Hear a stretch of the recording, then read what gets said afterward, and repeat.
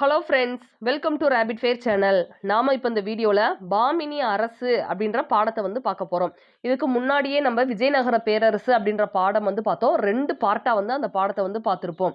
அதில் முடிஞ்ச அளவுக்கு நம்ம லைன் பை லைனாக ஹேண்ட் ரிட்டன் நோட்ஸோட ஷார்ட்கட்டும் நான் சேர்த்து சொல்லியிருந்திருப்பேன்.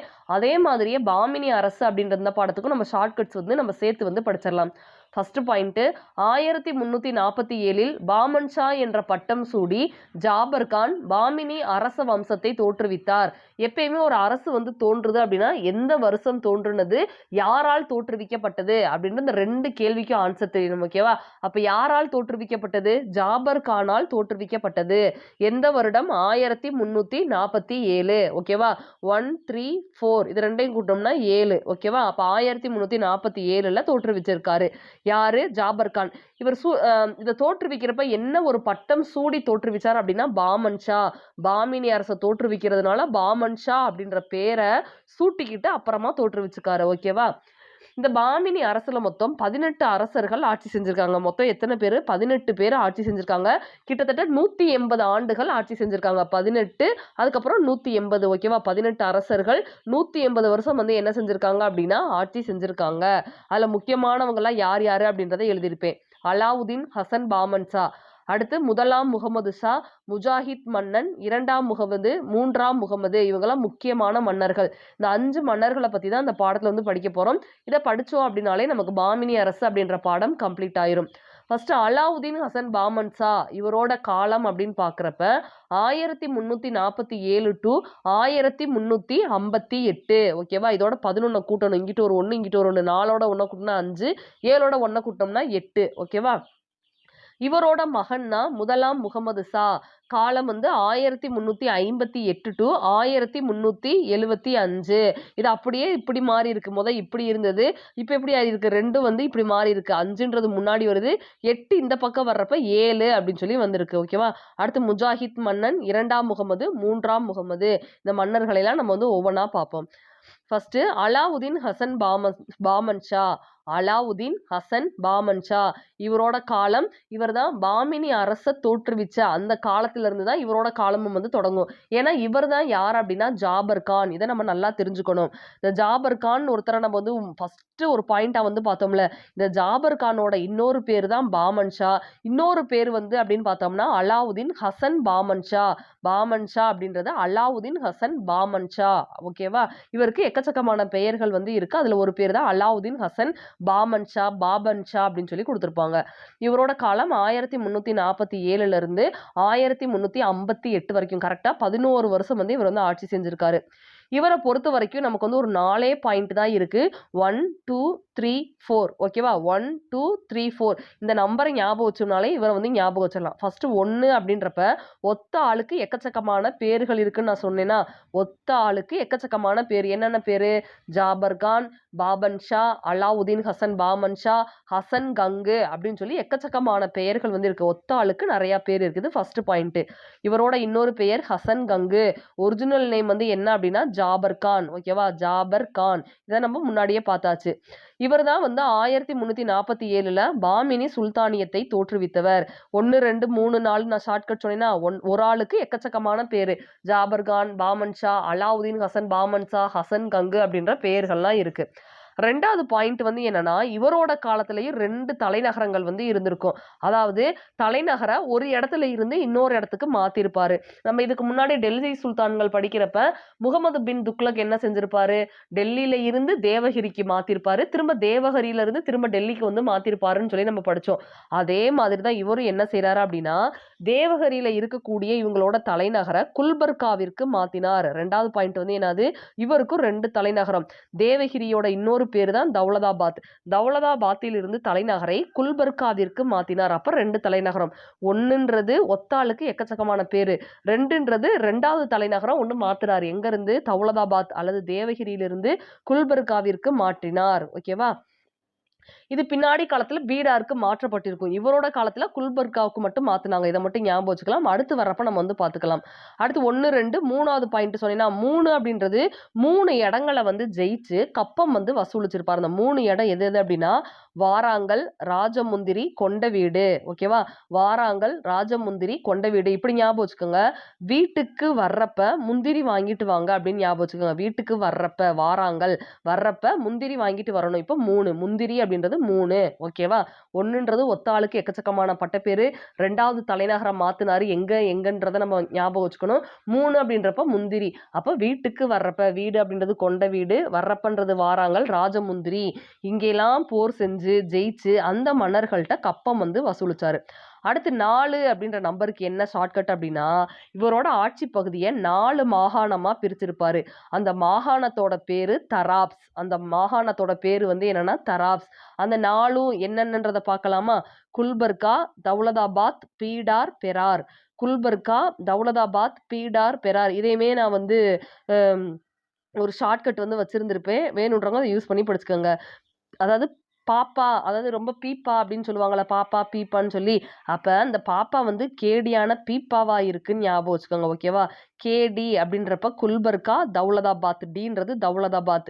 பீடார், பெரார். பா அப்படின்றது பாவரிச பெரார் அப்படின்றத ஞாபகம் வச்சுக்கோங்க. ஓகேவா?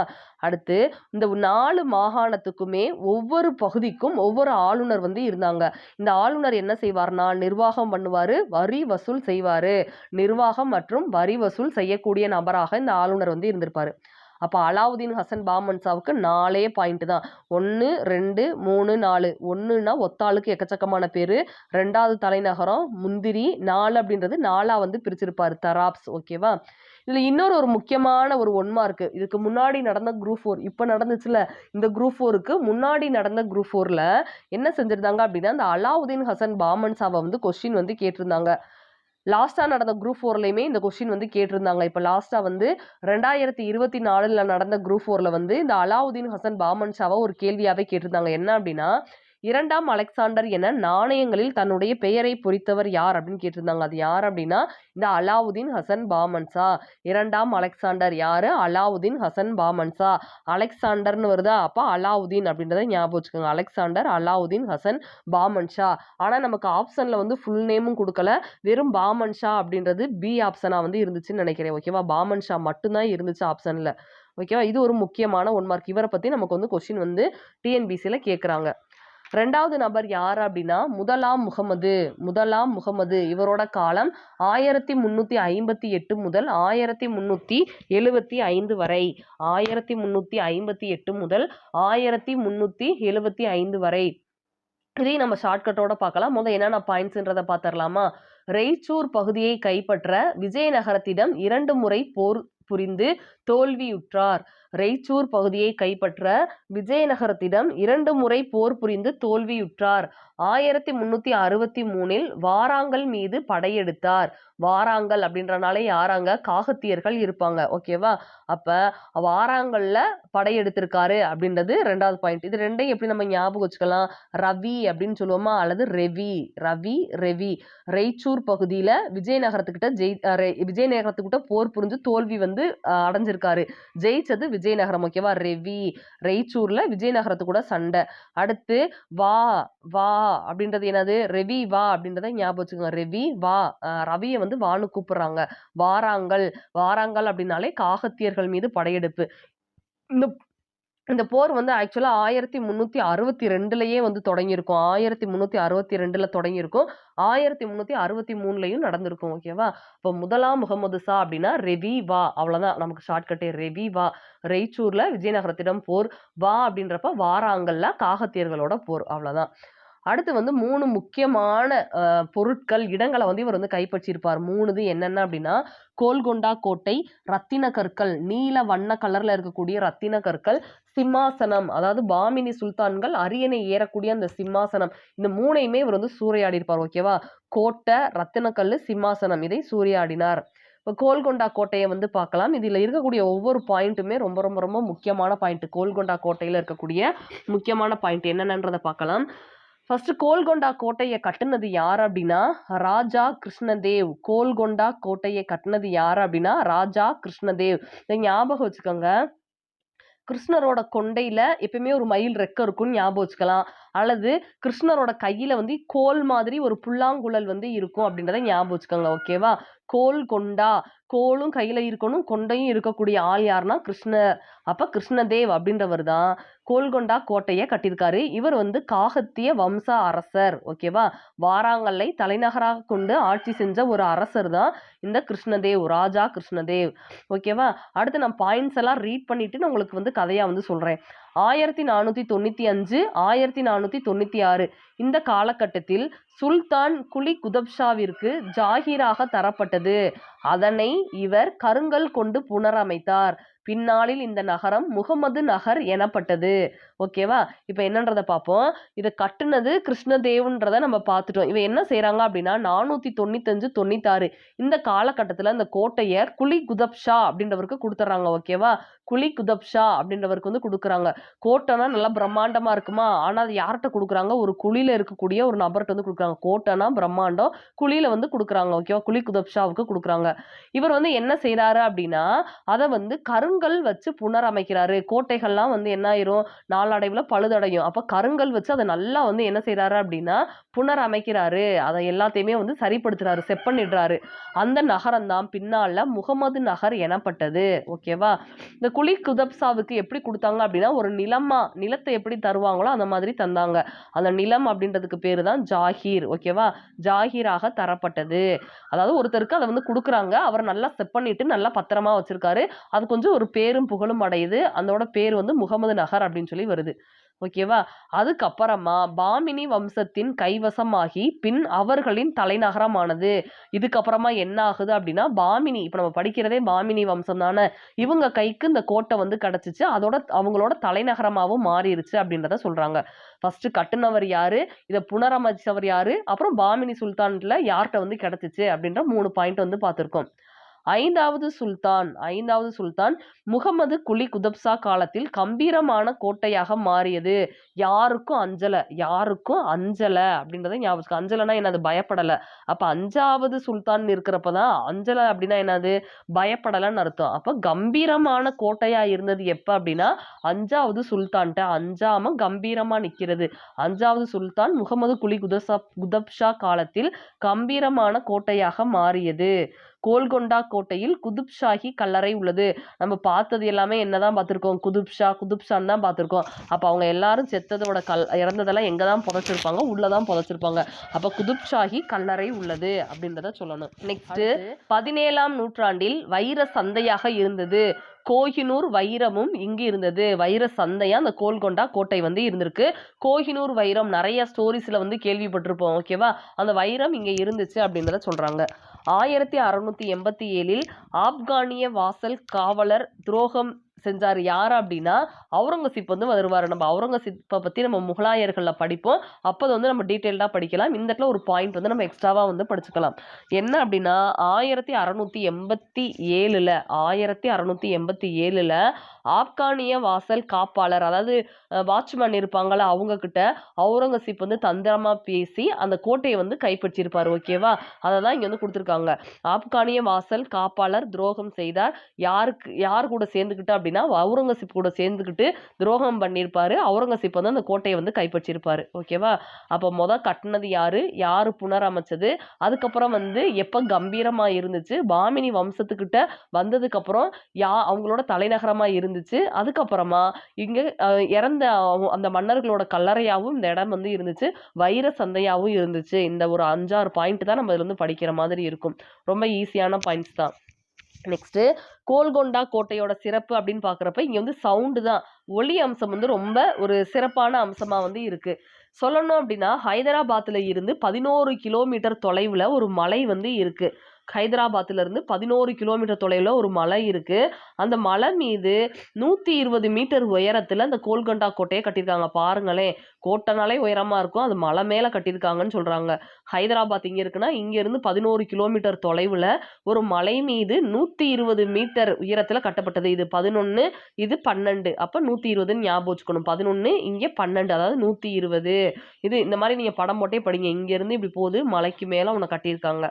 உயர்ந்த பகுதி வந்து எப்படி சொல்லப்படுது அப்படின்னா பாலா ஹிசார், பாலா ஹிசார் அப்படின்னு சொல்லி அழைக்கப்படுது. உயர்ந்தவரை எப்படி சொல்லுவோம், நம்ம சார்னு சொல்லுவோமா, அது பாலா சார் அப்படின்றத ஞாபகம் வச்சுக்கோங்க. உயர்ந்த பகுதி பாலா ஹிசார் அப்படின்னு சொல்லி அழைக்கப்படுது.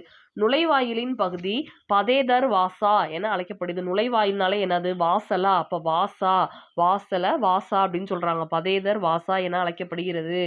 கோட்டையில் ஒரு மாளிகை உள்ளது. அதே மாதிரி அரசவையும் இருக்கு. கோட்டைக்குள்ள ஒரு மாளிகை, அரசவை எல்லாமே இருந்திருக்கு.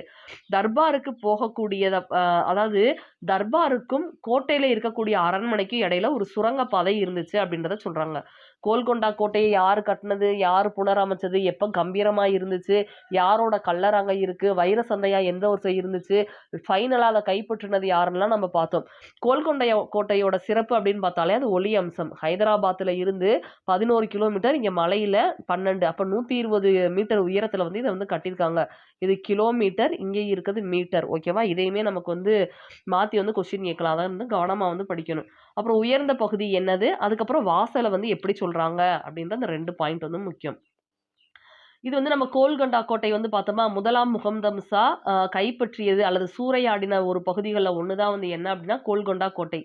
2வது ரத்தின கற்கள். இந்த ரத்தின கல் அப்படின்னாலே எப்படி இருக்கும் அப்படின்னா ரொம்ப ஹைஃபையா இருக்கும், ரொம்ப விலை உயர்ந்ததா இருக்கும். இன்னும் சொல்லணும் அப்படின்னா ராஜா ராணி போடுறாங்கல்ல அந்த விலை உயர்ந்த அந்த அணிகலன்கள், அதுல பயன்படுத்தப்பட்ட ஒரு கல்லாதான் அந்த ரத்தின கற்கள் இருந்துச்சு. இது கலர் வந்து எப்படி இருக்கும் அப்படின்னா பச்சையும் நீலமும் கலந்த ஒரு அந்த கலர்ல வந்து இருந்துச்சு அப்படின்றத சொல்றாங்க. பாரசீக அரசர்களின் அணிகலன்களால் அலங்கரிக்கப்பட்ட சிம்மாசனங்களில் இக்கல்லால் ஆன அரியணையும் ஒன்று. இப்ப என்ன செய்யறாங்க அப்படின்னா அந்த ரத்தின கல்லை வச்சு அரியணையுமே வந்து டிசைன் பண்ணியிருக்காங்க. அந்த உட்காரக்கூடிய அந்த அரியணையுமே இந்த ரத்தின கற்களை வச்சு டிசைன் பண்ணியிருக்காங்க. அந்த அளவுக்கு அழகா இருக்கும் இந்த கல்லு. ஏன்னா அப்படின்னா நீலமும் பச்சையும் கலந்த ஒரு கலர், அது வந்து பாக்குறதுக்கே ரொம்ப அட்ராக்ட் பண்ற மாதிரி இருக்கு. அந்த மாதிரி இருந்த கல் தான் அந்த ரத்தின கல் அப்படின்றத சொல்லியிருக்காங்க. இப்ப என்ன சொல்றாங்க அப்படின்னா இந்த மாதிரி இந்த ரத்தின கல்லை வச்சுதான் சிம்மாசனத்தை அலங்கரிச்சாங்க அப்படின்றத ஒருத்தர் வந்து சொல்றாரு. யார் அப்படின்னா பிர்தௌசி. பிர்தௌசி சொல்றாரு. எதுல சொல்றாரு அப்படின்னா ஷானாமா அப்படின்ற நூல்ல வந்து சொல்லியிருக்காரு. ஷானாமா என்ற நூலில் பிர்தௌசி கூறியுள்ளார். இதோட முதலாம் முகமது ஷாவை பத்தின முக்கியமான பாயிண்ட்ஸ் வந்து நமக்கு வந்து ஓவர் ஆயிருக்கும். கோல்கொண்டா கோட்டை, ரத்தின கற்கள் அப்படின்றத நம்ம படிச்சிருப்போம். அதுக்கப்புறம் சிம்மாசனம் அப்படின்றது இந்த ரத்தின கற்களுக்கு கீழேயே நமக்கு ஒரு பாயிண்டா வந்து வந்திருக்கும். அடுத்து இவங்களோட அமைச்சரவையில மொத்தம் 8 அமைச்சர்கள் இருந்திருக்காங்க. அவங்க யார் யாரு அப்படின்றத பார்க்கலாம். முதலாம் முகமது ஷா காலத்திற்கு அதற்கு பிந்தைய பாமினி சுல்தான்கள் காலத்திலும் இவர்கள் இருந்தனர். அப்ப அந்த 8 அமைச்சர்கள் யாரோட காலத்துல இருந்தாங்க அப்படின்னா முதலாம் முகமது ஷா காலத்துல இருந்திருக்காங்க. இதற்கு பின்னாடி இருந்த சுல்தான்களோட காலத்திலயுமே இந்த 8 அமைச்சர்கள் இருந்திருக்காங்க. அதாவது முதலாம் முகமது ஷா காலத்துல இருந்திருக்காங்க, அதுக்கு பின்னாடியும் இருந்திருக்காங்க. மராத்தியர்களோட முன்னோடி அப்படின்னு கூட இவங்களை வந்து சொல்லலாம். ஓகேவா, இப்ப இந்த 8 அப்படின்றதுல யார் யார் இருக்காங்க அப்படின்றத பார்க்கலாம். தில்லி சுல்தானிய அரச முறையை பின்பற்றினார்கள். யாரு, இந்த பாமினி அரசர்கள் தில்லி சுல்தானிய அரச முறை எப்படி இருந்துச்சோ அதே மாதிரி ஃபாலோ பண்ணியிருக்காங்க. இப்ப இந்த 8 அமைச்சர்கள் யார் யாருன்னு பார்க்கலாம். வக்கீல் உஸ் சுல்தானா, பேஷ்வா, வசீர் குல், அமீர் இ ஜும்லா, வசீர் இ அஸ்ரப், நசீர், கொத்வால், சதர் இ ஜஹான். திரும்ப சொல்றேன். வக்கீல் உஸ் சுல்தானா, பேஷ்வா, வசீர் குல், அமீர் இ ஜும்லா, வசீர் இ அஷரப், நசீர், கொத்வால், சதர் இ ஜஹான். இவங்க யார் யாரு என்னென்ன அப்படின்றத பார்க்கலாம். ஃபர்ஸ்ட் வக்கீல் உஸ் சுல்தானா அதாவது பிரதமர், முதலமைச்சர் அப்படின்னு வந்து சொல்லலாம். அரசருக்கு அடுத்த நிலையில இருந்து வேலை செய்யக்கூடியவங்க வக்கீல் உஸ் சுல்தானா. ஓகேவா, இவங்க வந்து படைத்தலைவராகவும் இருந்திருக்காங்க. அடுத்து பேஷ்வா அப்படின்னா யார் அப்படின்னா அரச படைகளின் பொறுப்பாளர். பொறுப்பா இருக்கிறவங்களை எப்படி சொல்லுவோம்? பேஷ் பேஷ் அப்படின்னு சொல்லி பாராட்டுவோமா? அப்ப அரச படைகள் எல்லாத்துக்கும் பொறுப்பாளரா இருந்தது பேஷ்வா.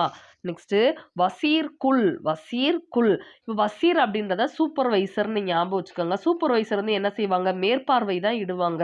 அப்ப அமைச்சர் பணியை மேற்பார்வை செய்பவர் வசீர் குல். இந்த வக்கீல் சுல்தானான்னு சொன்னேன்ல, வக்கீல் அப்படின்றவங்க எப்படி இருப்பாங்க? ஜட்ஜுக்கு கீழே இருக்கிறவங்க. அப்ப அரசருக்கு அடுத்த நிலையில இருக்கிறவங்க அந்த வக்கீல் அப்படின்றத ஞாபகம் வச்சுக்கோங்க. ஜட்ஜுக்கு கீழே வக்கீல். அப்ப அரசருக்கு அடுத்த நிலையில அப்படின்னு பாக்குறப்ப படை தளபதி, படை தலைவன் தான். அப்ப வக்கீல் அப்படின்னு வந்துட்டா நமக்கு டக்குன்னு என்ன ஞாபகம் வரணும்? கோர்ட்ல ஜட்ஜுக்கு கீழே வக்கீல். அப்ப அரசருக்கு அடுத்த நிலை. பேஷ்ன்னு நம்ம யாரை சொல்றோம்? பொறுப்பா இருக்கவங்கள சொல்றோம். அப்ப அரச படைகளின் பொறுப்பாளர். வசீர் குல். வசீர் அப்படின்றத வைசர் அப்படின்னு ஞாபகம் வச்சுக்கோங்க. சூப்பர்வைசர் மேற்பார்வை இடுவாங்க. அமீர் இ ஜும்லா. நிதி அமைச்சர். நிதி இருந்தா போதும், எல்லாருமே சும்மாவே தான் இருப்பாங்க. பணத்துக்காக தானே எல்லாரும் ஓடிட்டு இருக்காங்க. அப்ப சும்மா இருக்கிறது யாரு? சும்மா இருக்கிறது நிதி இருக்கிறவங்க. அப்ப நிதி அமைச்சர். நெக்ஸ்ட் வசீர் இ அஸ்ரப். அஸ்ரப்ப முஷரப் அப்படின்னு சொல்லி ஞாபகம் வச்சுக்கோங்க. முஷரப் அப்படின்றவர் எங்க இருக்காரு? நம்ம நாட்டுக்குள்ளேயா இருக்காரு? இல்ல, நம்ம நாட்டுக்கு வெளியில இருக்காரு. அப்ப வெளியுறவு அமைச்சர். அஸ்ரப் அப்படின்றத முஷ்ரப் அப்படின்றத ஞாபகம் வச்சுக்கோங்க. அரச விவகாரங்கள், அரச விழாக்கள், இந்த இடங்கள்ல எல்லாம் இவங்க வந்து மேற்பார்வையிடக்கூடிய ஒரு வெளியுறவு அமைச்சர். அதுல பங்கேற்கக்கூடிய அமைச்சரா வந்து இந்த வசீர் இ அஸ்ரப் வந்து இருக்காங்க. நெக்ஸ்ட் நசீர் அப்படின்றவங்க நிதித்துறை இணை அமைச்சர். சும்மா இருந்தா வெறும் நிதி அமைச்சர். அதுக்கு இணையா இருக்கிறது யார் அப்படின்னா நசீர். ஓகேவா? இணையா இருக்கிறது நசீர். நசன் கேள்வி கேட்டுக்கிட்டே இருக்கிறது தலைவர்கிட்ட போய். அப்ப நசீர் அப்படின்றவங்க இணை அமைச்சர். அவங்களுக்கு உதவி செய்யறதுக்கு கூடயே இருக்கிறவங்க தான் நசீர். கொத்துவால் அப்படின்றவங்க காவல்துறை தலைவர். கொத்தி எடுத்துருவாங்க. காவல்துறையில ஏதாவது தப்பு செஞ்சு மாட்டணும் அப்படின்னா நம்மள என்ன செஞ்சிருவாங்க? கொத்தி எடுத்துருவாங்க அப்படின்றத ஞாபகம் வச்சுக்கோங்க. சதர் இ ஜஹான். தலைமை நீதிபதி. சமய அறநிலையத்துறை அமைச்சர். அறக்கொடை அமைச்சர் அப்படின்னு சொல்லி அழைக்கப்படுறாரு. தலைமை நீதிபதி, சமய அறநிலைத்துறை அமைச்சர், அறக்கொடை அமைச்சர் என அழைக்கப்படக்கூடியவர் சதர் இ ஜஹான். ஓகேவா? ஜஹான் தான் நீதிபதி. ஜஹான் ஹான் அவர் தான் வந்து நீதிபதி அப்படின்றத ஞாபகம் வச்சுக்கோங்க. அப்ப வக்கீல்னா நமக்கு ஜட்ஜுக்கு அடுத்து, அப்ப அரசருக்கு அடுத்து. பேஷ்வானா பொறுப்பா இருக்கவங்கள பேஷ்ன்னு சொல்லுவோம். வைசர் அப்படின்னா மேற்பார்வையிடுறவங்க. சும்மாவே இருக்கிறது நிதி அமைச்சர். அஸ்ரப் அப்படின்றப்ப முஸ்ரப் ஞாபகம் வச்சுக்க சொன்னீங்கன்னா வெளியில இருக்கக்கூடியவங்க. நசீர் நசன் கேள்வி கேட்கறது. நமக்கு இணையா இருக்கிறவங்க தான் நம்மகிட்ட நசன் கேள்வி கேட்டுக்கிட்டே இருப்பாங்க. நிதித்துறை இணை அமைச்சர். குத்தி எடுக்கக்கூடியது காவல்துறை தலைவர். ஓகேவா? சதர் இ ஜஹான் அப்படின்றவங்க நீதிபதி. இந்த மாதிரி படிச்சீங்க அப்படின்னா கண்டிப்பா வந்து உங்களுக்கு ஒன்றும் மறக்காது. நெக்ஸ்ட் முதலாம் முகமது ஷா குல்பர்காவில் 2 மசூதிகளை கட்டினார். முதலாம் முகமது ஷா குல்பர்காவில் 2 மசூதிகளை கட்டினார். 1367 மகா மசூதியை கட்டினார். இதோட அளவு அப்படின்னு பார்க்குறப்ப 216 அடி இன்ட்டு 16 அடி அளவு. 216 அடி இன்ட்டு 16 அடி அளவு. இது ஒரு மசூதி. இன்னொரு மசூதி வந்து என்னன்னா ஜாமி மசூதி. அப்போ முதலாம் முகமது ஷா அப்படின்றப்ப நமக்கு இந்த 2 பக்கம் வந்து படிக்கணும். முதலாம் முகமது ஷா ஃபர்ஸ்ட் என்னது? ரெவிய வான்னு கூப்பிடுறாரு. கோட்டை, ரத்தினக்கல்லு, சிம்மாசனம் இதை பத்தி எழுதணும். அப்புறம் 8 அமைச்சர்கள் இவரோட காலத்துல இருந்து தான் ஆரம்பிச்சிருக்காங்க. அப்ப 8 அமைச்சர்களை பத்தி படிக்கணும். இவர் வேற என்ன பண்ணிருக்காரு? 2 மசூதியை வந்து கட்டியிருக்காரு. அது என்ன மசூதி? மகா மசூதி, ஜாமி மசூதி. இது வந்து படிக்கணும். நெக்ஸ்ட் நம்ம பார்க்கக்கூடிய மன்னர் வந்து யார் அப்படின்னா முஜாஹித். யாரு? முஜாஹித். 1375 முதல் 1378 வரை 3 வருஷம் ஆட்சி செஞ்சிருக்காரு முஜாஹித். இவர் யார் அப்படின்னா இதுக்கு முன்னாடி முகமது ஷான்னு பார்த்தோம்ல, அவரோட மகன் தான் இந்த முஜாஹித். இப்ப என்ன நடக்குது அப்படின்னா இந்த பாமினி அரசுக்கும் விஜயநகர பேரரசுக்கும் இடையில எப்பயுமே சண்டை வரும் அப்படின்றத நம்ம விஜயநகர பேரரசுலேயே பார்த்திருந்தோம். இவர் என்ன செய்யறாரு? இவர் வந்து பாமினி அரசரா விஜயநகரத்தோட போர் புரிஞ்சுட்டு குல்பர்காவுக்கு வந்துட்டு இருக்காரு. வர்ற வழியில இவரை யாரோ கொலை செஞ்சுட்டாங்க. ஓகேவா? இதை மட்டும் ஞாபகம் வச்சுக்கோங்க. விஜயநகரத்துக்கு எதிராக போர் செஞ்சுட்டு இவரோட இடத்துக்கு திரும்பி வர்ற வழியில என்ன நடக்குது? யாரோ ஒருத்தவங்க இவரை வந்து கொலை செஞ்சுட்டாங்க. இவரை பத்தி படிக்கிறப்ப முதலாம் முகமது ஷாவோட மகன். அதுக்கப்புறம் இவர் வந்து போர் செஞ்சுட்டு வர்றப்ப கொலை செய்யப்படுறாரு. இதுக்கு காரணம் யார்? இந்த கொலை செஞ்சதுக்கு காரணம் யார் அப்படின்னா இவரோட மாமனார் தான் இதுக்கு காரணம். அந்த மாமனாரோட பேரு தாவூத். யாரு? தாவூத். நெக்ஸ்ட் என்ன ஆகுது அப்படின்னா தாவூத் தானே கொலை செஞ்சாரு. அவங்க மருமகனையே மாமனார் வந்து கொலை பண்ணியிருக்காரு. மகளோட வீட்டுக்கார கொலை பண்ணியிருக்காரு. தாவூத்தின் சகோதரன் மகன் 2ஆம் முகமது 1378 அரியணை ஏறினார். இப்ப என்ன நடக்குது அப்படின்னா மகளோட ஹஸ்பண்டை கொண்டுட்டு தன்னோட தம்பி மகனை பதவியில வந்து அமர்த்துறாரு இந்த தாவூத். ஓகேவா? தாவூத்தின் சகோதரன் மகன், தாவூத்தோட உடன் பிறந்த சகோதரனோட மகனாய் இருக்கக்கூடிய 2ஆம் முகமது 1378 அரியணை ஏறாரு. இப்ப 2ஆம் முகமதை பத்தி பார்ப்போமா? இவர் அரியணை ஏறின வருடம் நமக்கு தெரியும். 1378 அரியணை ஏறினார். 1425 வாராங்கல்லை ஒடிசா ஆட்சியாளர் கைப்பற்றினார். அதாவது என்ன நடக்குது அப்படின்னா, இந்த வாராங்கல் அப்படின்னாலே இந்த ஒடிசா பகுதி, ஆந்திரா பகுதி, ஆந்திர கடற்கரை பகுதின்னு பார்த்தோம். இந்த பகுதிகளை வந்து இந்த 2ஆம் முகமது கைப்பற்றுறாரு. நெக்ஸ்ட் இவர் என்ன பண்றாரு அப்படின்னா 1429 தலைநகரத்தை மாத்துறாரு. குல்பர்காவுல இருந்து பீடாருக்கு மாத்துறாரு. நம்ம ஃபர்ஸ்ட் பார்த்தோம் அலாவுதீன் ஹசன் பாமன்ஷான். அந்த அலாவுதீன் ஹசன் பாமன்ஷா என்ன பண்ணாரு? தௌலதாபாத்ல இருந்து குல்பர்காவுக்கு தலைநகரம் மாத்திருந்தாரு. இந்த 2ஆம் முகமது என்ன பண்றாருன்னா குல்பர்காவுல இருந்து பீடாருக்கு மாத்துறாரு. இவரோட காலத்துல ரொம்ப அமைதியா இருந்துச்சு. இவரோட காலத்துல இவர் பண்ண ஆட்சி எப்படி இருந்துச்சுன்னா ரொம்ப அமைதியான ஆட்சி. இவர் அரசவையை பண்பாடு மற்றும் கல்வி மையமாக மாற்றச் செய்தார். இவர் ரொம்ப அமைதியான ஒரு மனுஷன். தலைநகரம் மாத்திருக்காரு. இவரோட அமைச்சரவையில பண்பாடு கல்விக்கு ரொம்பவே முக்கியத்துவம் கொடுத்துருக்காங்க. யாரு? 2ஆம் முகமதோட காலத்துல தலைநகரத்தை மாத்தினாரு. எங்க அப்படின்றத பார்க்கணும். பாமினி வம்சத்துல 2 பேர் தலைநகரம் மாத்துறாங்க. ஒருத்தவங்க அலாவுதீன் ஹசன் பாமன்ஷா, இன்னொருத்தவங்க 2ஆம் முகமது. 2வது தடவை மாத்தினவரு 2ஆம் முகமது. ஃபர்ஸ்ட் மாத்தினவரு ஃபர்ஸ்டே வந்துடுறாரு அலாவுதீன் ஹசன் பாமன்ஷா. 2வது தடவை மாத்துறப்ப 2ஆம் முகமது அப்படின்னு சொல்லி நீங்க வந்து ஞாபகம் வச்சு படிக்கணும். நெக்ஸ்ட் 3ஆம் முகமது. 3ஆம் முகமதோட காலம் அப்படின்னு பாக்குறப்ப 1463 முதல் 1482 வரை. 1463 முதல் 1482 வரை. இந்த 3ஆம் முகமதோட காலத்துல ஒரு முக்கியமான அமைச்சர் வந்து இருந்திருப்பாரு. அந்த அமைச்சர் யார் அப்படின்னா முகமது கவான். இந்த முகமது கவான் அப்படின்ற அமைச்சர் இருந்திருப்பாரு. இவர் வந்து ஒரு முக்கியமான ஒரு அமைச்சர். இவர் வந்து கல்விக்கு ரொம்பவே முக்கியத்துவம் கொடுத்திருப்பாரு. ஓகேவா? அப்ப 3ஆம் முகமது காலத்துல இருந்த அமைச்சர் யாருன்னு கேட்டாங்கன்னா முகமது கவான். இந்த முகமது கவானை பத்தி நம்ம படிக்கணும். இந்த முகமது கவான் பிறந்தது பாரசீகம். இவர் வந்து இஸ்லாமிய மதத்தை சேர்ந்த ஒரு சமய வல்லுனர். ஓகேவா? அந்த இஸ்லாமிய சமயத்துல ஊறி போன ஒரு வல்லுனர் தான் இந்த முகமது கவான். இவர் நம்ம பாரசீகத்துல பிறந்தாருன்னு சொன்னோமா? அப்ப இவருக்கு தெரிஞ்ச மொழி பாரசீக மொழி. கணக்குல வந்து ஒரு புலி அப்படின்னு வந்து சொல்லலாம். பாரசீக மொழி மற்றும் கணிதத்தில் புலமை பெற்றவர், சிறந்த கவிஞர் மற்றும் எழுத்தாளர். ஷார்ட்டா சொல்லணும் அப்படின்னா இந்த முகமது கவான் பயங்கரமான ஒரு படிப்பாளி. அதுதான் இங்க வந்து ஒரு விஷயமே. ஓகேவா? கணிதத்துல புலமையானவர், நல்லா கவிதை எழுதுவாரு, நல்லா எழுத்தாளர் அப்படின்றத கொடுத்திருப்பாங்க. நெக்ஸ்ட் கொங்கணம், ஒடிசா, விஜயநகருக்கு எதிராக போர் புரிந்தார். ஓகேவா? இவர் வந்து கோவமே படமாட்டாருன்னு ஞாபகம் வச்சுக்கோங்க. கோவுன்னு எழுதியிருக்கேன்னா அப்போ வந்து என்னது? கொங்கணம், ஒடிசா, விஜயநகருக்கு எதிராக போர் புரிந்தார். கொங்கணம், ஒடிசா, விஜயநகருக்கு எதிராக போர் புரிந்தார். பெல்காமில் நடைபெற்ற விஜயநகருக்கு எதிரான போரில் பாரசீக வேதியியல் வல்லுனர் அடிப்படையில் வெடிமருந்தை பயன்படுத்தினார். இப்ப என்ன நடக்குது அப்படின்னா பெல்காம்ல விஜயநகருக்கு எதிராக ஒரு போர் வந்து நடக்குது. நம்ம தான் பார்த்தோம்ல பாமினி அரசு அப்படின்றப்ப இவங்க யாரு கூட அதிகமா சண்டை போட்டிருப்பாங்க? விஜயநகரத்து கூட.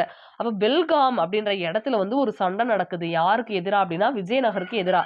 அப்போ அவர் வந்து என்ன செய்யறாரு அப்படின்னா வெடிமருந்தை பயன்படுத்தியிருக்காரு. ஓகேவா?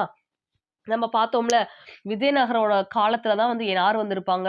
போர்த்துகீசியர்கள் வந்திருப்பாங்க. அவங்க கிட்ட பீரங்கி படை இருந்திருக்கும், வெடி மருந்தெல்லாம் இருந்திருக்கும். அப்ப விஜயநகரத்துக்கிட்ட அந்த இது இருக்கு அப்படின்னா கண்டிப்பா பாமினி அரசுகிட்ட இருந்திருக்கும். அப்ப வெடி மருந்தை இவர் வந்து பயன்படுத்தினாரு அப்படின்றத சொல்றாங்க. நெக்ஸ்ட் முகமது கவான் நாட்டை 8 மாகாணமாக பிரித்தார். 8 மாகாணமா பிரிக்கிறாரு. ஏன் அப்படின்னா நிறைய நிர்வாகம் சீர்திருத்தம் பண்ணப்படணும். மாகாணத்தோட தலைவர்கள் வந்து எப்படி இருக்காங்க அப்படின்னா பொறுப்பு இல்லாம இருக்காங்க. தனித்தனியா பிரிக்கிறப்ப என்ன ஆகும் அப்படின்னா மக்களுக்கு தேவையான எல்லா உதவிகளும் நலத்திட்டங்களும் போய் சேரும் அப்படின்றதுக்காக 8 பகுதியா வந்து பிரிச்சிருப்பாரு. இப்ப என்ன நடக்குது அப்படின்னா 8ஆ பிரிச்சதுக்கு அப்புறம் வந்து 4ன்னு இருந்துச்சா நம்ம பார்த்தோமா? கேடி பீப்பான்னு சொல்லி பார்த்தோமா? கேடி பீப்பான்னு அந்த 4 8ஆ வந்து பிரிச்சறாரு. இப்ப 8ஆ பிரிச்சதுக்கு அப்புறம் ஏற்கனவே அந்த மாகாண தலைவர்களா ஆளுநர்கள் இருந்தாங்கல்ல அவங்களோட மதிப்பெல்லாம் குறைஞ்சு போயிருது. இப்ப இவங்க எல்லாருக்குமே முகமது கவான் மேல ரொம்ப வந்து கோவம் வந்துருது. ஓகேவா? இந்த மாகாண தலைவர்கள் அப்படின்றவங்க எல்லாருமே தக்காணத்தை சேர்ந்த தலைவர்களா இருக்காங்க. எல்லாருமே தக்காணத்தை சேர்ந்தவர்கள். இப்ப முகமது கவான் அப்படின்றது சரியான படிப்பாளி. கணக்கு, கவிதை நல்லா எழுதுறது, பாரசீகத்துல அதுல இல்லாம தெய்வ பக்தியும் கொண்டவரா, அதாவது இஸ்லாமிய சமய வல்லுனரா இருக்காரு. இவர் வந்து 2 இடங்கள்ல வந்து போர் பண்ற மாரி நமக்கு குடுத்துருக்காங்க. ஒண்ணு KOV கோவப்பட மாட்டாருன்னு சொன்னோமா, கொங்கணம், ஒரிஸ்சா, விஜயநகருக்கு எதிராக போர் புரியிறாரு. பெல்காம்ல நடந்த அந்த போர்ல இந்த வெடி மருந்த வந்து பயன்படுத்தியிருக்காரு. அதுக்கப்புறம் இவர் என்ன பண்றாரு, அரச 8ஆ வந்து பிரிக்கிறாரு. அதுல தான் பிரச்சனையே வருது. ஏற்கனவே இருந்த அந்த மாகாண அமைச்சர்களுக்கு, அந்த தலைவர்களுக்கு இவர் மேல கோவம் வந்து வந்துருது. அந்த தலைவர்கள் எல்லாருமே யார் அப்டின்னா, தக்காணத்தை சேர்ந்தவர்கள். இப்ப இந்த இடத்துல ஒரு பாயிண்ட் வந்து பாருங்க. தக்காணத்தை சேர்ந்தவர்கள 2 பிரிவா வந்து பிரிக்கலாம். தக்காணத்தை சேர்ந்தவர்கள 2 பிரிவா பிரிக்கலாம். ஒண்ணு தக்காண முஸ்லிம்கள், இன்னொன்னு வெளிநாட்டு முஸ்லிம்கள். தக்காண முஸ்லிம்கள், இன்னொன்னு வெளிநாட்டு முஸ்லிம்கள். ஓகேவா? நான் அதுக்கு தான் முன்னாடியே நான் அழுத்தி அழுத்தி சொன்னேன். அந்த மாகாண தலைவர்கள் எல்லாருமே தக்காணத்தை சேர்ந்த முஸ்லிம்கள். அவங்க எல்லாருமே யாரு? தக்காணத்தை சேர்ந்தவர்கள். அவங்களுக்கு வந்து என்ன நடக்குது அப்டின்னா, அந்த முகமது கவான பிடிக்கல. ஏன் பிடிக்கல? 4ஆ இருந்தத 8ஆ மாத்தி அவங்களோட பவர் எல்லாம் குறைச்சுக்கிட்டாரு. அவங்களோட பவர் எல்லாம் குறைச்சதுனால, அந்த தலைவர்களுக்கு முகமது கவான பிடிக்கல. இப்ப என்ன நடக்குதுன்றத பார்க்கலாம். பிரபுக்களுக்கு முகமது கவான் மீது பொறாமை. சுல்தானுக்கு எதிராக சதி செய்து ஒரு போலி கடிதம், ஒரு ஃபேக்கா வந்து என்ன செய்றாங்க அப்டின்னா, ஒரு லெட்டர் வந்து போடுறாங்க ராஜாவுக்கு.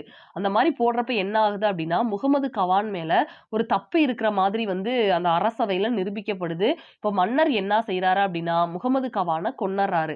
கொன்னதுக்கு அப்புறம் என்ன ஆயிரும் அப்டின்னா, அந்த ஆட்சியே வந்து உருகுலைஞ்சு போயிரும். இப்ப 8ஆ பிரிச்சார்ல, பிரிச்சதுக்கு அப்புறம் அந்த தலைவர்களுக்கு முகமது கவான் மேல கோவம். கோவம் வந்ததுக்கு அப்புறம் இவன தீர்த்து கட்டணும்னு சொல்லி ராஜாவுக்கு என்ன செய்றாங்க அப்டின்னா, ஒரு ஃபேக்கான ஒரு லெட்டர் வந்து போடுறாங்க. அந்த லெட்டர உண்மைன்னு நம்புன ராஜா இவர வந்து கொலை செஞ்சறாரு. ஓகேவா? இவர் இருந்ததுனால தான் கல்வியில, அது மட்டும் இல்லாம போர்லன்னு சொல்லி எல்லாத்துலயுமே இந்த 3ஆம் முகமது சிறந்து விளங்கி இருந்திருப்பாரு. ஓகேவா? ஆனா இவர் இறந்ததுக்கு அப்புறமா 1482ல 3ஆம் முகமதும் இறந்து போயிருப்பாரு. 3ஆம் முகமதும் இறந்திருப்பாரு. ஓகேவா? இது எல்லாமே முக்கியமான பாயிண்ட். அடுத்து ஒரு முக்கியமான பாயிண்ட் அப்டின்னா, இந்த முகமது கவான் இருக்கார்ல, இவர் வந்து ஒரு படிப்பாளின்னு சொன்னேன்னா, பீடார்ல என்ன செஞ்சிருப்பாரு அப்டின்னா, மதரஸா அப்டின்ன ஒண்ண நிறுவியிருப்பாரு. அதாவது ஒரு லைப்ரரி, ஒரு நூலகத்த வந்து நிறுவியிருப்பாரு. இந்த முகமது கவான். முகமது கவான் ஒரு படிப்பாளியா, அப்ப கண்டிப்பா ஒரு லைப்ரரிய வந்து நிறுவியிருக்காரு. அது எத்தன எழுத்துக்களை கொண்ட நூல்கள் வந்து இருந்துச்சு அப்டின்னா, 3000 புக்ஸ் வந்து அங்க இருந்துச்சு. 3000 கையெழுத்து நூல்கள் அங்க இருந்துச்சு அப்டின்றத சொல்றாங்க. ஓகேவா? ஒரு லைப்ரரி அந்த காலகட்டத்திலேயே இவரு 3000 கையெழுத்துகள் கொண்ட நூல்கள் வந்து இருந்துச்சு அப்டின்றத சொல்றாங்க. ஏன் அப்டின்னா, அந்த காலத்துல வெறும் பிக்சர்ஸ், சிம்பல்ஸா தான் அதிகமா வந்து யூஸ் பண்ணியிருப்பாங்க. அதுல கையெழுத்து பிரதியே 3000 இருந்துச்சு அப்டின்றது ஒரு பெருமைக்குரிய விஷயமா வந்து இந்த இடத்துல இருக்கு. அப்ப இவர் எங்க வந்து லைப்ரரிய வந்து நிறுவுறாரு? பீடார்ல. லைப்ரரிக்கு எள்ளு இப்டி போடுவோமா? அப்ப பா மாரி ஞாபகம் வச்சுக்கோங்க. லைப்ரரிய நிறுவுனது பீடார்ல. ஓகேவா? இத ஞாபகம் வச்சுக்கணும். அப்ப 3ஆம் முகமது அப்டின்னு எடுத்துக்கிட்டோம் அப்டின்னா, 3ஆம் முகமதுக்கு கீழ நம்ம படிக்கிறது எல்லாமே முகமது கவான பத்தி தான் நம்ம வந்து படிப்போம். ஓகேவா? சரியான படிப்பாளி, லைப்ரரிய வச்சிருந்தாரு. 2 இடங்கள்ல வந்து போர் புரிஞ்சிருக்காரு. KOV இன்னொன்னு வந்து என்ன பார்த்தோம்? வெடிமருந்த வந்து பயன்படுத்தியிருக்காரு அப்டின்றத பார்த்திருக்கோம். 8 மாகாணமா பிரிச்சது இவருக்கு ரொம்பவே அ இவரோட உயிருக்கு ஆபத்தா வந்து முடிஞ்சிருச்சு. அடுத்து நம்ம பார்க்க போறது யாரு அப்டின்னா, முகமது அல்லது சிஹாபுதீன் முகமது. முகமது அல்லது சிஹாபுதீன் முகமது. இவருடைய காலம் 1482 முதல் 1518 முதல் 1482 முதல் 1518 முதல் 1526ல பாமினி சுல்தானியம் 5 தக்கான சுல்தானியமாக உடைந்தது. ஏற்கனவே பாமினி சுல்தானியம் 4ஆ இருந்துச்சு. அதுக்கப்புறம் 8ஆ மாத்துனாங்க. இப்ப எத்தனையா மாறிருச்சு? 5ஆ வந்து மாறிருச்சு. ஓகேவா? 4, 8, 5. எந்த வருஷம்? 1526ல. ஓகேவா? ஃபர்ஸ்ட் 4, 8 அப்புறம் 5ஆ வந்து மாறிருச்சு. அந்த 5ம் என்னென்ன அப்டின்னா, பிஜப்பூர், அகமது நகர், கோல்கொண்டா, பெரார், பீடார். ஓகேவா? இப்ப வந்து இதுக்கு ஷார்ட்கட் வந்து சொல்றேன். "அபி கோபமா இருந்தாலும் நீ ஒரு பீப்பா" அப்படின்றத ஞாபகம் வச்சுக்க. ஏற்கனவே நம்ம பார்த்தோமா, கேடி பீப்பான்னு பார்த்தோம். அது எதுக்கு? 4 மாகாணத்துக்கு பார்த்தோம். கேடி, பீப்பா அப்படின்னு சொல்லி பார்த்தோம். அது பீப்பா ஒரு கேடி அப்படின்ற மாரி கூட ஞாபகம் வச்சுக்கோங்க. பீப்பா ஒரு கேடின்னா 4 மாகாணம். இப்ப அபி வந்து கோவமா இருந்தாலும் அவன் ஒரு சின்ன பீப்பா அப்படின்றத ஞாபகம் வச்சுக்கோங்க. அபி அப்படின்றப்ப ஆன்றது அகமது நகர். பி அப்படின்றது பிஜப்பூர். அப்படின்றது கோவமா கோல்கொண்டா கோட்டை. அந்த கோவமான்னு நான் சொன்னேன்ல அது கோல்கொண்டா. பீப்பா அப்படின்றப்ப பீடார் பெரார் அங்க பார்த்தா அதே 2 தான். ஓகேவா? அப்ப வந்து 5 தக்கான சுல்தானியமா இருக்கு. அந்த 5 சுல்தானியத்திலையும் எந்த சுல்தான்கள் இருந்தாங்க அப்படின்னா பிஜப்பூர் அடில் சாஹி, பிஜப்பூர் அடில் சாஹி. ஓகேவா? பிச்சு பிச்சு போட்டா என்ன செய்வாங்க, நம்ம வீட்ல அடிச்சு போடுவாங்க. அப்ப பிச்சு போட்டா பிஜப்பூர் அப்படின்னா அடில் அடிச்சு போடுவாங்க. அகமது நகர் நிஜாம் சாஹி, அகமது எப்ப பார்த்தாலும் நிஜாம் பாக்கா சாப்பிடுறான் அப்படின்னு ஞாபகம் வச்சுக்கோங்க. அகமது நிஜாம் சாஹி. கோல்கொண்டா கோட்டை, கோல்கொண்டா அப்படின்றது குதுப் ஷாஹி. நம்ம பார்த்தோம்ல கோல்கொண்டா கோட்டை படிக்கிறப்பயே குதுப் ஷாஹி குதுப் ஷாஹி அப்படின்னே படிச்சிருப்போம். அப்படி உங்களுக்கு ஞாபகம் வைக்க முடியலன்னா கோல் மூட்டுறவங்கள குத்து குத்துன்னு குத்தணும்னு ஞாபகம் வச்சுக்கோங்க. கோல்கொண்டா குதுப் ஷாஹி. பெரார் இமத் ஷாஹி, பெரார் இமத் ஷாஹி. இம்மாம் பெருசுன்னு நம்ம சொல்லுவோம்ல, இம்மாம் பெருசா அப்படின்னு. அப்ப பெருசா இருந்தா இம்மாம் பெருசா, இமத் ஷாஹி. பீடார் அப்படின்னா பரித் சாஹி, பீடார் அப்படின்னா பரித், பீ பா. அது இங்கேயும் வருது பாருங்க, பீடார் பரித் ஷாஹி. இந்த 5 சுல்தான்களுமே இந்த 5 சுல்தானியங்களை என்ன செய்றாங்க அப்படின்னா ஆட்சி செய்றாங்க. எப்ப? சிகாபுதீன் முகமது காலத்துல. இதுக்கப்புறம் தான் நம்ம ஏற்கனவே படிச்சோம்ல, தலைக்கோட்டை போர், ராட்சசி தங்கடி போர் அப்படின்றது. அது இப்பதான் நடக்குது. 1565ல இந்த 5 சுல்தான்கள், இந்த 5 சுல்தானியமும் சேர்ந்து விஜயநகரோட சண்டை போடுறாங்க. இவங்க 5மே யாரு? இவங்க 5 பேருமே பாமினி சுல்தானை சேர்ந்தவர்கள், அதாவது பாமினி அரசை சேர்ந்தவர்கள். இந்த 5 சுல்தான்களும் சேர்ந்து விஜயநகர பேரரசோட சண்டை போடுறாங்க. அந்த சண்டையோட பேரு தான் தலைக்கோட்டை போர் அல்லது ராட்சசி தங்கடி போர். எப்ப நடக்குது? 1565ல. 5 பேரும் சேர்ந்து போறது 5ல. ஓகேவா? இப்பதான் என்ன நடக்குது அப்படின்னா இதுல பாமினி அரசு ஜெயிக்குது, விஜயநகர பேரரசு தோல்வியை வந்து தழுவுது. தலைநகரா இருந்த விஜயநகர பேரரசோட தலைநகர் என்னன்னு பார்த்தோம், ஹம்பின்னு பார்த்தோமா. ஹம்பி. விஜய வந்து நம்ம இப்ப என்ன சொல்றோம், அண்ணான்னு சொல்றோம். விஜய், நடிகர் விஜய நம்ம அண்ணான்னு சொல்றோமா. அப்ப நம்ம அவரோட தம்பி தங்கைகள். அப்ப ஹம்பி அப்படின்றத ஞாபகம் வச்சுக்கோங்க. விஜயநகரத்தோட தலைநகர் ஹம்பி அழிக்கப்பட்டது. விஜயநகரம் தோல்வி அப்படின்னாலே தலைநகரம் அழிச்சிட்டாங்க. இந்த ஹம்பி தான் பின்னாளில் யுனெஸ்கோவால் பாரம்பரிய சின்னமாக அறிவிக்கப்பட்டது. யுனெஸ்கோவால் பாரம்பரிய சின்னமாக அறிவிக்கப்பட்டது. இப்ப இந்த நடந்த போரோட பேரு தலைக்கோட்டை போர் அல்லது ராட்சசி தங்கடி போர். நெக்ஸ்ட் பாருங்க, 17ஆம் நூற்றாண்டில் முகலாயர்களால் பாமினி சுல்தானியம் தோற்கடிக்கப்பட்டது. பாமினி விஜயநகரம்னு பாக்குறப்ப விஜயநகரம் ஃபர்ஸ்ட் தோல்வி அடையுது. இப்ப பாமினி இருக்குது, இந்த பாமினியை பின்னாடி வந்த முகலாயர்கள் என்ன செஞ்சிடறாங்க அப்படின்னா தோற்கடிச்சிடறாங்க. 17ஆம் நூற்றாண்டில் முகலாயர்களால் பாமினி சுல்தானியம் தோற்கடிக்கப்பட்டது. ஓகேவா? இதோட நமக்கு பாமினி அரசு முடிஞ்சிருச்சு. இப்ப இவங்க காலகட்டத்துல இருந்த கல்வியை மட்டும் பார்த்துட்டோம் அப்படின்னா பாமினி அரசு ஃபுல்லாவே முடிஞ்சிரும். ஃபர்ஸ்ட் அலாவுதீன் ஹசன் பாமன்ஷா. நம்ம பார்த்தோம்ல, ஹசன் கங்கு, ஜாபர் கான், பாமன்ஷா அப்படின்னு நிறைய பேர் இருக்குன்னு. இவர் என்ன செஞ்சிருக்காரு அப்படின்னா அலாவுதீன் கில்ஜி படை தளபதி ஜாபர் கான் உதவியுடன் முல்தானில் கல்வி கற்றார். அலாவுதீன் ஹசன் முல்தான்ல படிச்சிருக்காரு. முல்தான் அப்படின்ற இடத்துல கல்வி வந்து கற்றிருக்காரு. ஓகேவா? ஸ்கூல் வந்து படிச்சிருக்காரு. அலாவுதீன் கில்ஜி, இந்த கில்ஜி வம்சம் வந்து நம்ம படிப்போம். டெல்லி சுல்தான்கள்ல அடிமை வம்சம், கில்ஜி வம்சம் படிப்போம். அதுல அலாவுதீன் கில்ஜி வந்திருப்பாரு. அந்த அலாவுதீன் கில்ஜியோட படை தளபதி தான் இந்த அலாவுதீன் ஹசன் ஷா. அவரோட உதவியோட தான் முல்தான்ல பாடம் படிச்சிருக்காரு. இதை மட்டும் ஞாபகம் வச்சுக்கோங்க. அலாவுதீன் எங்க படிச்சாருன்னா முல்தான்ல படிச்சாரு. முதலாம் முகமது கல்வி கற்பதை ஆதரித்தார். அந்த மன்னர்களை நம்ம ஒவ்வொருத்தரா பார்த்தோம்ல, அதுல முதலாம் முகமது அப்படின்றவரு கல்வி கற்கிறத ஆதரிச்சிருக்காரு. அடுத்து 8வது சுல்தானா ஃபிரோஸ் அப்படின்றவரு இருந்திருப்பாரு. 8வது சுல்தான் ஃபிரோஸ். இவர் வந்து மொழியியல் அறிஞர், ஒரு கவிஞர். இவர் ஒரு மொழியியல் அறிஞர் மற்றும் ஒரு கவிஞர். இவருக்கு பின் வந்தவர்கள் குல்பர்கா, பீடார், தௌலதாபாத் இந்த இடங்கள்ல எல்லாம் என்ன செஞ்சாங்க அப்படின்னா நிறைய கல்வி கூடங்களை நிறுவி இருக்காங்க. ஓகேவா? கல்வி கூடம் அப்படின்றப்ப பிள்ளைங்க படிக்கிறதுக்கு ஏத்த மாதிரி ஒரு இடம். அது மட்டும் இல்லாம பிள்ளைங்க தங்கி படிக்கிறதுக்கு ஹாஸ்டல் மாதிரி ஃபெசிலிட்டிஸுமே அதுக்கு பின்னாடி வந்த மன்னர்கள் வந்து என்ன செஞ்சிருக்காங்கன்னா அமைச்சு வந்து கொடுத்துருக்காங்க.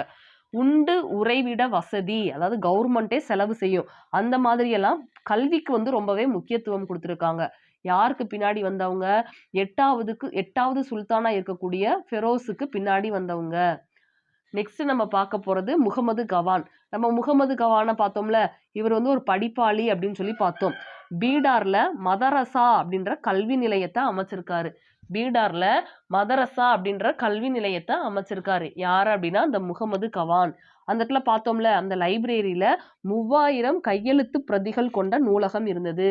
3000 கையெழுத்து பிரதிகள் கொண்ட நூலகம் ஒன்று இவர் வந்து அமைச்சார். ஓகேவா? அப்ப கல்வி அப்படின்னு பாக்குறப்ப ஸ்டார்டிங்ல இருந்து ஒவ்வொரு மன்னனா பார்க்கணும். ஃபர்ஸ்ட் அலாவுதீன் ஹசன் ஷா. ஓகேவா? ஹசன் கங்குன்னு சொல்லக்கூடியவர். இவரும் முல்தான்ல படிச்சிருக்காரு. அடுத்து முதலாம் முகமது, இவருமே கல்வி கற்கிறத ஆதரிச்சிருக்காரு. அடுத்து 8வது சுல்தான் ஃபெரோஸ், இவரும் வந்து ஒரு அறிஞர். இவரே ஒரு அறிஞர் மற்றும் கவிஞர். இவருக்கு பின்னாடி வந்தவங்களுமே நிறைய கல்வி நிலையங்களை அமைச்சிருக்காங்க. பிள்ளைங்க படிக்கிறதுக்கு ஹாஸ்டலையுமே அமைச்சு கொடுத்துருக்காங்க. உண்டு உறைவிடம் கவர்மெண்ட்டே வந்து என்ன செஞ்சுக்கிறாங்க அப்படின்னா அதுக்கான செலவு தொகையை வந்து ஏத்து பிள்ளைகளை படிக்க வச்சிருக்காங்க. அடுத்து முகமது கவான், இவர் வந்து ஒரு லைப்ரரியை அமைச்சிருக்காரு. இதுல அப்பயே வந்து 3000 நூல்கள் கொண்ட கையெழுத்து பிரதிகள் வந்து இருந்திருக்கு. அடுத்து இவங்களோட காலத்துல கட்டடக்கலை அப்படின்னு பாக்குறப்ப நம்ம பார்த்தோம்ல, மகா மசூதி, ஜாமி மசூதி எல்லாம் கட்டியிருந்தாங்க.